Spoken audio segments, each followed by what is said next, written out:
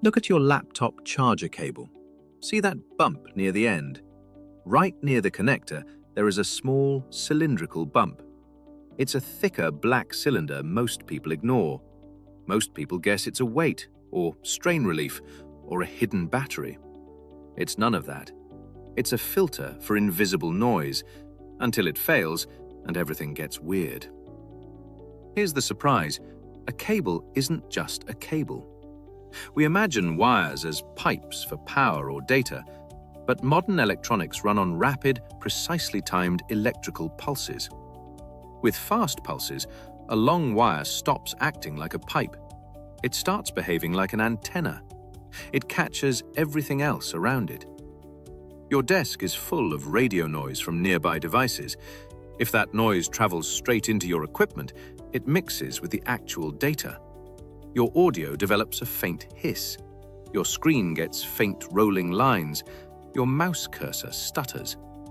The device is not broken, it's just drowning in static. That is exactly what the plastic cylinder prevents. Cut it open. There's no battery inside. You will find a solid dark ring made of ferrite. Ferrite is a ceramic made from iron oxide mixed with nickel, zinc, or manganese. The mix is chosen for the kind of noise that cable creates. USB and power cables use different ferrite mixes. It just waits for high-frequency noise. When high-frequency noise hits ferrite, it creates rapidly changing magnetic fields. The material naturally resists those shifts. That resistance burns the noise off, converting it into a tiny, harmless amount of heat. Your real power and data pass through. It just strips away the high-frequency static before it reaches your circuits. It requires no external power, no software, and no maintenance. It just sits on the wire and absorbs the chaos. On one cable, you might not notice, but place 10 different devices on one desk, plug them all in, and the noise starts finding the weakest link. Without ferrite suppression, your laptop charger would broadcast interference that disrupts your Bluetooth headset. A cable can inject noise into audio, video, or data lines. This used to be common. Plugging in a kitchen appliance could make a nearby radio buzz. Turn on appliances, TVs showed distortion. The interference was not just annoying, it made crowded setups unreliable. And there's a second job. It is not only there to protect your device from outside noise, it is there to keep your device from polluting everything else. The same antenna effect works in reverse. Every device generates high-frequency noise.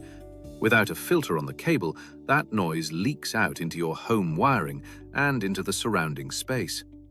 International emissions standards exist specifically to limit this kind of leakage. That bump is the cheapest way to meet the limits. It keeps your electronics compliant, stable, and quiet on the network. You might have noticed that newer cables sometimes do not have the bump anymore. Some newer cables look perfectly smooth. The physics did not change. The interference did not disappear. The filtering just moved. They hide ferrite inside the connector or device. It costs more, but it looks cleaner. Cheaper cables still use the external cylinder because it remains the most cost-effective way to solve the same problem. The shape might vanish, but the function is still doing the same work behind the scenes. Modern reliability depends on invisible parts. We tend to focus on processors, screens, and battery capacity, but tiny passive parts are what stop the glitches. That bump on your cable is not an oversight. It's there because the air is crowded with electrical noise. You notice it only when it's missing. Next time you unplug a charger or coil up a cable, take a moment to feel that small ridge. It absorbs noise, keeps signals clean, and lets devices coexist. We are surrounded by invisible adjustments that make ordinary tech feel seamless.